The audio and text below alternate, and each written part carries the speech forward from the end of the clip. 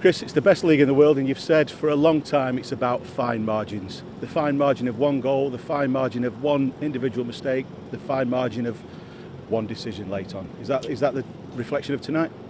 Yeah, I've seen loads of them games, been involved in loads of them games over the last 2 years, season and a half, season and three-quarter, tight games that are decided by somebody making a mistake or not making a mistake, somebody taking an opportunity or not taking an opportunity, a refereeing decision yet again that I'm scratching my head on. I think it just absolutely grinds you down and wears you down when the decisions that are made that are just incredible and just seem to go against them. I'm not saying every decision that we've had we've profited from, but another huge decision tonight.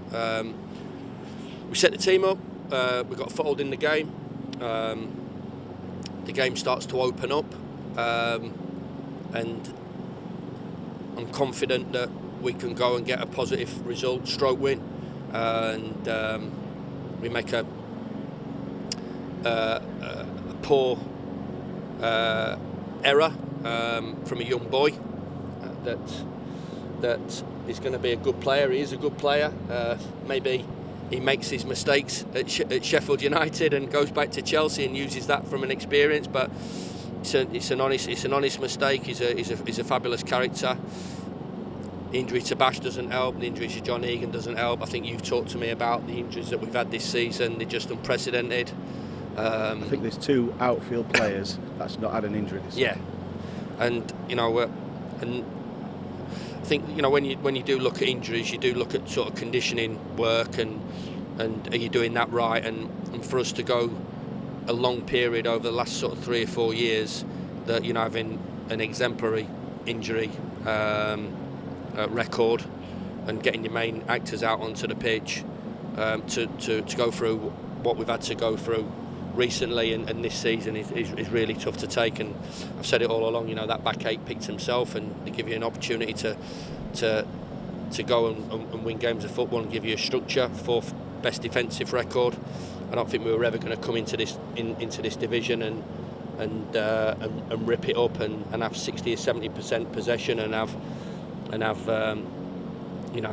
15, 20 shots on goal, because I think if you do that at Sheffield United, then there's only one thing that can happen, and we haven't. But obviously from the injury point of view, it's been really, really tough to take.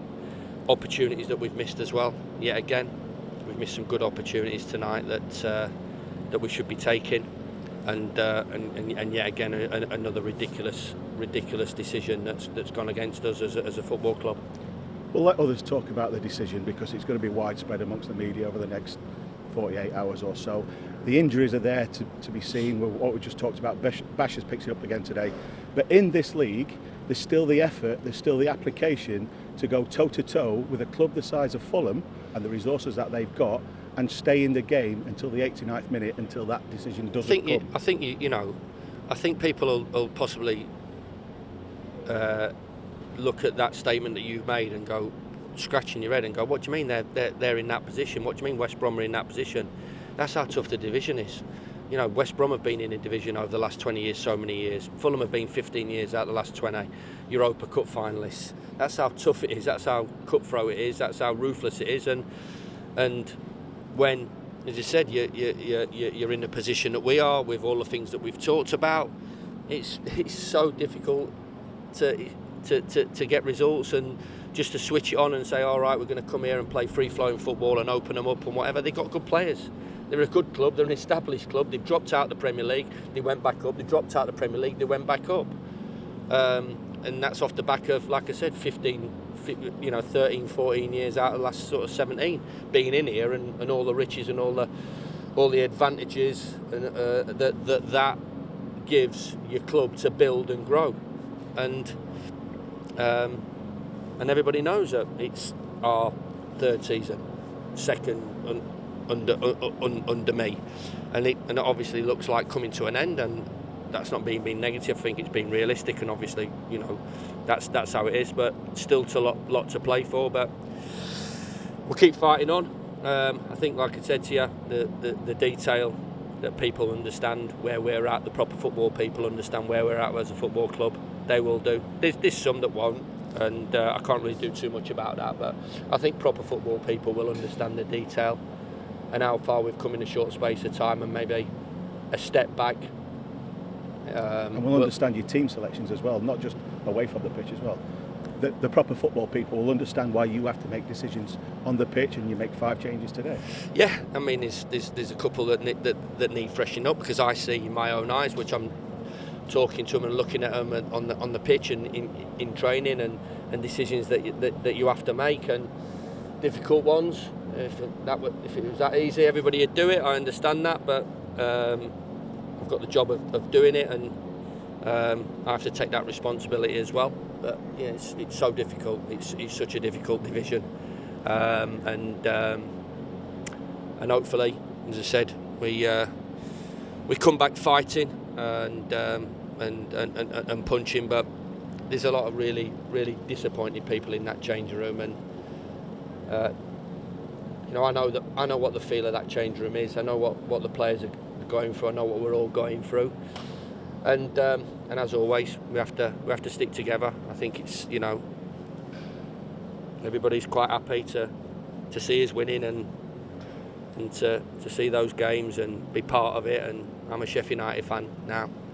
So once went to Wrexham on a Tuesday night for a Freight Rover game. It got abandoned after about 20 minutes, I think. Do you know how many was in the away end? Go on. About 15. You'd have enjoyed it though, wouldn't you? I enjoyed it. That's been a blade, is it? Because we had me and my pal Whit, as everybody knows, he's my pal. I think there's a car full of us, and we went over there and got there, and I think Paul Williams scored his first goal, and then the game got abandoned because of fog. I think there's about 15 of us. So that'd have been a good trek back on that Tuesday night. Yeah, we stopped off an off licence. I think we had a bag of chips and had a couple of cans. I weren't driving, so it was all right. Sheffield United fans are not in it for the glory, are they? Absolutely not. And they understand. I think they feel it, and I feel it for them as well. I feel that because we're all feeling it. But I think you're right, and I've always said it. Did an interview this week with you set it up with Michael Palin, and he talked about it. He talked about the joy and pain of being a football supporter, and the joy and pain of supporting this club, because it's not a glory hunting club, and it's had a lot of disappointments, a lot of down times, and we managed to turn it round. And fortunately, we're not doing enough to keep it going in that right direction. But club will always be here. Club will be here when I'm gone. Club will be here when Sharp is gone and other players are gone. And it's important that whoever is in charge looks after the football club. The club was in your blood at Wrexham. The club's in your blood now, and it will be in 20, 30 years. 100%, and it's the, how can I say, it's the process. It's the part of it. It's the part of being a football supporter. It's a part of being involved at this football club. It's a part of walking down towards the ground and meeting your pals and having a pint and discussing it. I just hope that those days come back sooner than later, and getting in the ground and moaning and groaning and the elation, the deflation that you all have to go through, and I go through it, and we all go through it, because that's why we're here. Like I said, even those times we were down to 8,000 and 9,000 fans, and now we've got it up to 30 odd thousand, and the club will always be here. But it's in you, and it's it's, I don't know, a drug, whatever, not taking drugs. It's in your blood, mate. So it's in your blood. Yeah. We'll go again next week against the Premier League champions. We'll have a go.